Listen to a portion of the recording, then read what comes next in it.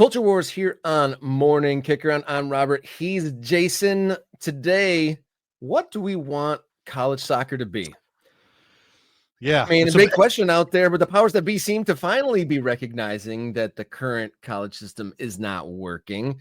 And the youth soccer, in large part, is directed towards sending kids to soccer. So it's a big monolith and a unique part of the American soccer structure. But ultimately, as you know, soccer becomes a whole different thing here in this country, club landscape completely changing. What do we want college soccer to be? What role are they to play in this kind of future of soccer that's happening? Yeah, we're talking about this because Chris Kessel over on X, and then you can see his post, his post with this. He says he was given, somebody slipped him. I imagine it was in a brown envelope, and they met in the diner, and they were just drinking black coffee. I don't know if that's how it happened. In Chicago too. In Chicago. Yeah, Chris Kessel got the proposal that U.S. Soccer has put together for a partnership / professionalization model for NCAA soccer. And then you and I have talked about college soccer a little bit, right? And I, as much as I may not engage directly with college soccer in terms of watching games or knowing the players or the teams, I appreciate the place and the role it has in American soccer history. You know, without college soccer, there's no Brian McBride, there's no Clint Dempsey, there's no Eric Winalda, go down the list, right? College soccer was the way for these guys to play after high school and get themselves to a position where they can become professionals. But the game has been left behind a little bit. This version of the game has been left behind because of academies, MLS academies, USL academies, taking players away from the college game. The rules of the college game are odd. This becomes, it really is just about sort of getting the scholarship. There's a lot of foreign players now in college soccer, and this has become a talking point. So let's look at this proposal that Chris got and see what it says and maybe figure out if we think this is the direction for college soccer. So this is the first slide with a summary. A partnership between college soccer and U.S. soccer can create a transformative experience for athletes and fans, enhancing participation and relevance during a critical moment. It says they support long-term growth and sustainability of college soccer. Now, look, this is the thing, Rob. Like, if you're U.S. soccer and you don't have any control over college soccer, and your job is to build the game, give players opportunities to develop, find ways for people to interact with a high level of the sport, maybe even use that to, as sort of a jumping off point for national teamers. Obviously, in the women's game, college soccer still plays a major role. Why wouldn't you want to try to get your hands on that? Like, do we think this is from a position of, are they doing this for the right reasons? I guess is part of this. Well, if we look at some of the later slides, there's definitely one of the major key points of this presentation was if we take this in-house, we can make 2 times the revenue. So I think that's part of it. But also, I think that development needs to be addressed. I mean, we've talked about in many different ways, fandom and leagues and the way the youth landscape is, it's one of those fractures. So if the youth game is developing players, or it traditionally did, was to send players to college. Like, you play rec, you play on the travel team, and you do good on the travel team, you get a college scholarship. That's like the traditional kind of like hope and dream of a soccer parent, right? But, if they're going to be developing professional players, we've learned that the college system is not always that practical for that. Playing a condensed 3-month schedule is very difficult. So, stretching this out, this big part of the proposal the part that I like is the stretching out the games over a longer period of time. So even if you play 4 years of college soccer and you're coming out the other end, a little bit older than other new pros, you've at least spread that out and you might be at least more developed because I've talked to lots of college soccer coaches. They basically all of their training is in preseason, and then the rest of their actual season is games. Games on top of games 2 days apart, a day apart sometimes. Yeah, that is it's a function of obviously the way that college soccer is funded.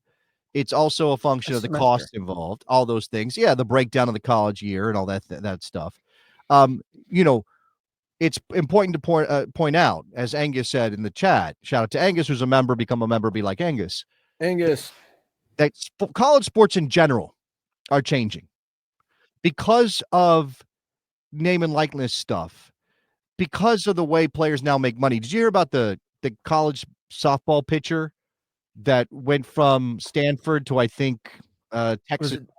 She Yeah. I did hear that story um, with the Texas Tech upset. Yeah. $1 million is essentially what she got for changing schools. Now, that was unthinkable 5 years ago, and that's where we are right now. Now, again, this is through the name and likeness stuff.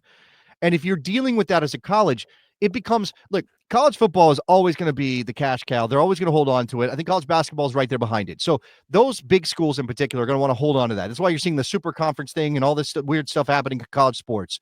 Yeah. College soccer, because it's not on that level in terms of a revenue sport, just let it go.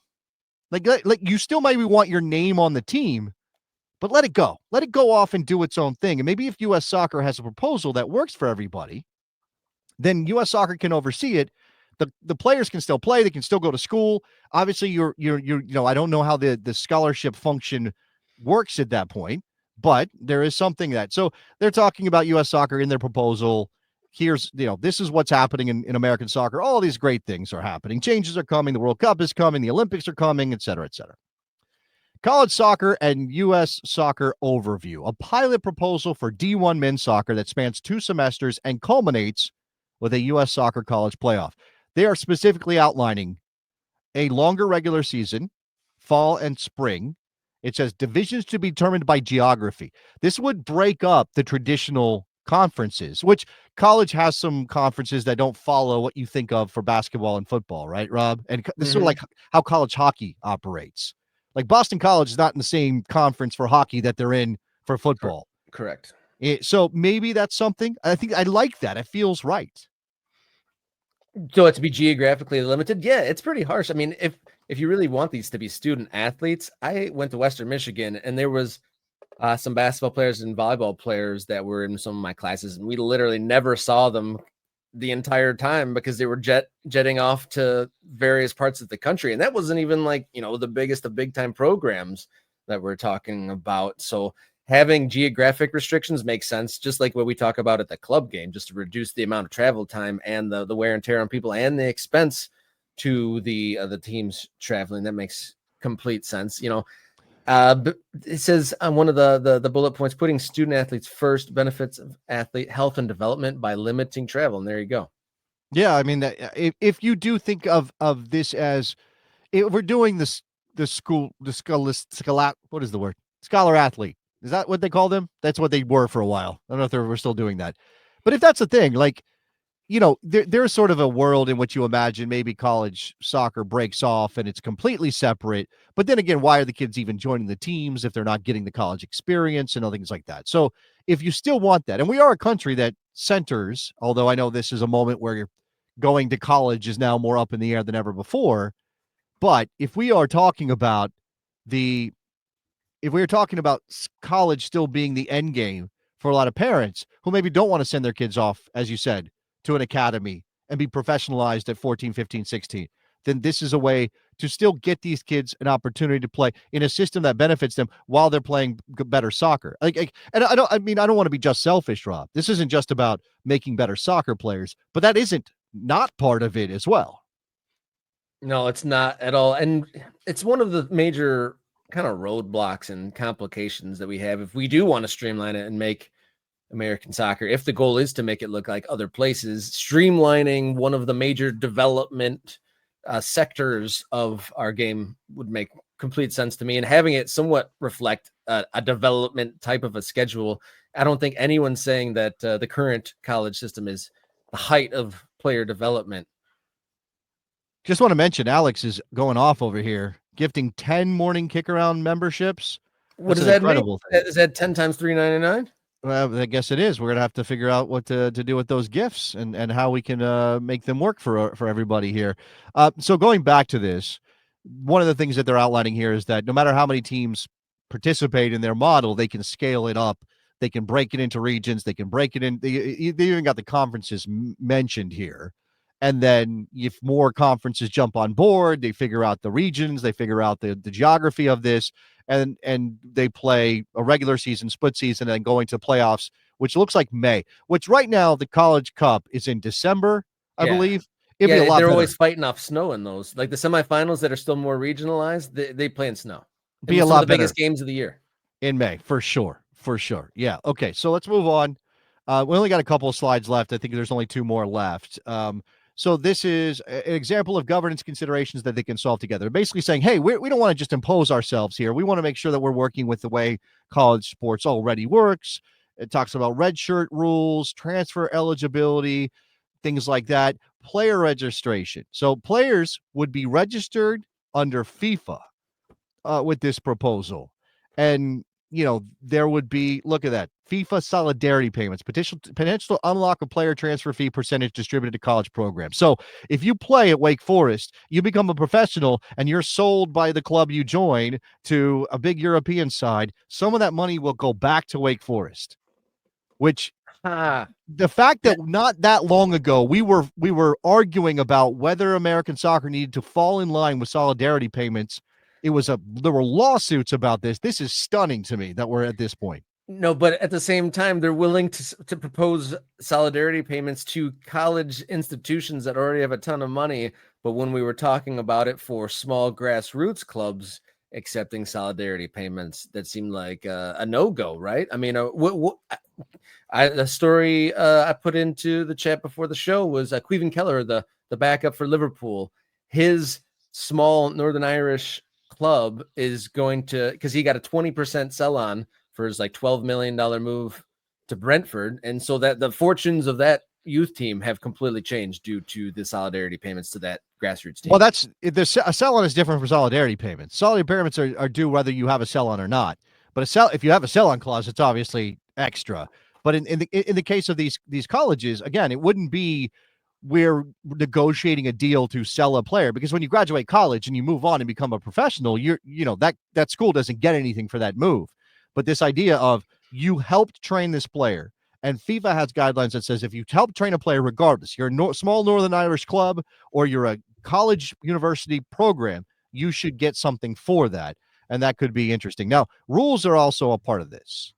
When they talk about coaching and staff education, they talk about field and stadium requirements. And I don't know how college soccer, where they fall into that spectrum. I know sometimes we play games in places that don't actually fit FIFA standards. And substitution rules. This would be a dramatic shift in the history of college soccer, Rob, if suddenly the rules of the game followed the way FIFA requires games to be played.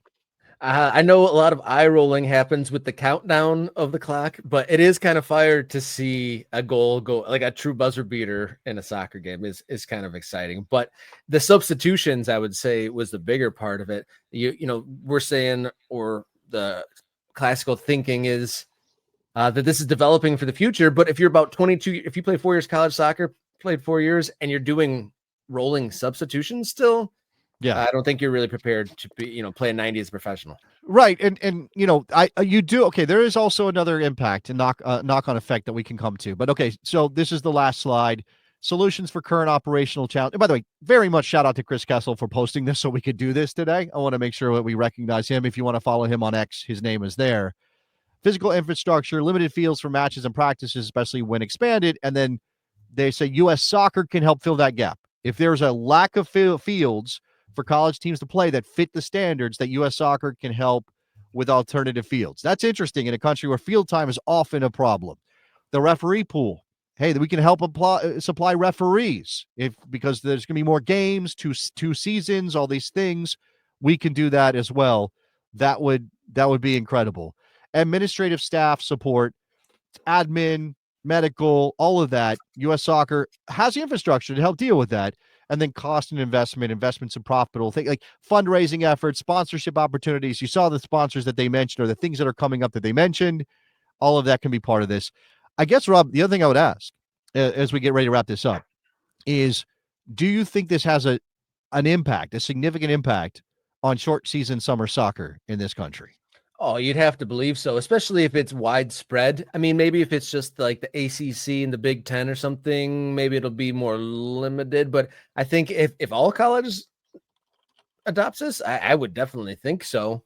I think that while I love the local seen and the way it plays out, I don't think that, hopping and having to be recruited for an additional team that you play for a couple seasons or a couple months a year, I don't necessarily think that that's like, and then go under different coaching and all that sort of different thing. And I don't know if that's like the most efficient or practical use of everyone's time is to find a secondary team. But I mean, if those two can marry somehow, I mean, if it's a spring and a summer, I mean, maybe they'll fit it in the middle, but there's already a limited window before they have to go back anyway. So it's not going to help it. That's for sure. We've seen, so U.S. Soccer changed the schedule for the U.S. Open Cup. And I'll mention that as part of this too, because people are saying, hey, now these college teams can participate in the Open Cup. It expands the Open Cup field dramatically. It would be incredible. And think about the games and the facilities that would be available to the Open Cup, and sort of those rounds, those early rounds with college teams playing, and an opportunity for a college team to play a pro team.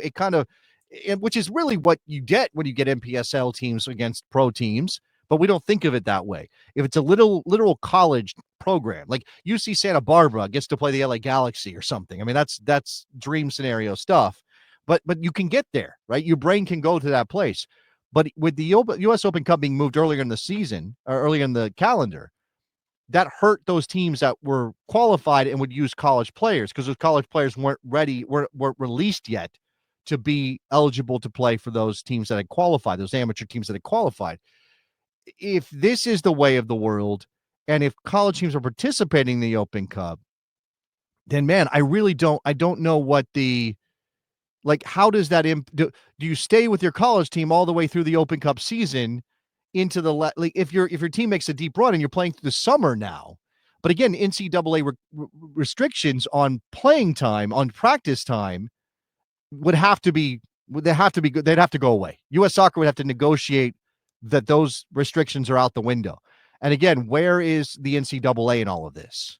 Like how firm is their hand in all of this? I think we're seeing one of the biggest fall offs of an athletic entity of all time with NCAA. I mean, they like everything's fallen out of their grasp on the football side. I mean, SEC is already thinking about, stepping away. You mentioned like the football super conference stuff, and then the NIL went against like everything they had kind of proposed. They were for decades and decades. So I think NCAA doesn't have much of a leg to stand on. And so I do want to, before we get on to something else, I do want to fact check myself. Cleveland Kelleher, Republic of Ireland, not Northern Irish. Oh yeah, you were to start a war, a sectarian war or something with that. You gotta be careful. Yeah, small detail, but a huge detail on its same right. So I want to be on record of correcting myself there. Yeah. So, and again, like this is the way of it, right? Just we're playing this out a bit in our heads. And this is only one small part of this, right? Because it's much more about the structures and how U.S. Soccer can impact the college game and the split schedule and the playoffs and elevating the college game. But as we get crispy, dewy 44 saying that if you play for a college team in the Open Cup, let's say a college team is in the Open Cup, you can't then switch and go play for an NPSL team. You'd be cup tied. Although not every college team would be in the Open Cup. There'd be qualifiers. But then when do you play those There's some stuff here. Those are fun problems to think through there. But interesting that the USSF has actually. Do you think that they should have already been involved in college soccer? I mean, does it seem like long overdue? It seems, yes. I would say yes to that. Except again, we have our sporting traditions and they're very delineated and they're very separate from each other. Right. And then we don't, again, because the way college sports developed in this country, and it's unlike no other place in the world. I think maybe Australia might have something similar, but no other place in the world has turned colleges into sports teams the way that we have, and do this sort of, you're representing your school, and we have this whole array of sports that you can play for your college and all of that. So to have, and again, the idea of sort of amateur scholastic sports meant that you needed a separate body. I guess, I don't know. Yes, but I don't know how it could have happened, Rob. Like, that's the thing. I don't know how it could have happened until we got to this point, until a judge said, basically, these players need to make the money because you're making money off them and it's not right. Until that happened, it felt like it probably couldn't have been U.S. Soccer getting involved? We shall see what happens. Hopefully it all works out for the betterment of it all, but gotta acknowledge what's going on in the chat. Another 10 memberships gifted by our new hero of the program, Alex Murch, donating 20 memberships, getting his own and gifting us a sticker. So Alex Murch, MK Ultra of the day, times a big the week number there. Yeah, absolutely incredible. The month, I think, Alex. That's great. Yeah, we appreciate that so much. And everybody who's a member now because of Alex, I will post the Discord so everybody can jump in and be part of that community. So be on the lookout on the YouTube channel. Yeah, and if anyone, I don't know, so with the second group of 10, the little bar that shows the gifts, looks like there's still some unclaimed ones. I'm not 100% sure if those are claimable after that. So if there's anyone watching right now that hasn't already accepted that gift of a membership, I'd gobble that up here in the next few moments. And if you're watching this and you haven't hit subscribe yet, now is as good a time as any. The MK Ultra group is expanding and took a big jump today thanks to everyone in here, and especially Alex. Hero status achieved. What is the hierarchy of MK Ultra? We'll have to figure that out here. Yeah, somebody said Capo, chat Capo. That's from Tyler. But if we're talking about an Ultra situation, yeah, I don't know what is the hierarchy usually in an Ultras group. I mean, whoever's leading the charge, whoever's out there singing the songs in the curva, whatever. That's what we got. Yeah, who leads those Italian ultras when they like scream at the players after a bad performance? That guy. Mm-hmm. Yeah, whoever that is. That's who I would say. The team shamer and screamer. But thank you, Alex. Amazing. Great stuff here. And like I said, if you haven't subscribed yet, do so now. And if you haven't become a member, there are a few up for grabs still. Grab them while you can. You can get access to the Discord. That's huge. Priority commenting, early access to videos. We've got a few from Monday yet to release, so maybe we'll make those early access videos as well as some of the ones from previous in the week. Find us on social media at MKickaround on X, Instagram, and Blue Sky. Write us an email, morningkickaround@gmail.com. Also, take us on the road as a podcast, Morning Kickaround, on your favorite podcast platform, including Spotify, which has us, our faces on there as well. So until Friday, what is it? Today's Wednesday, so the next show is Friday. So everybody, until then, enjoy your soccer.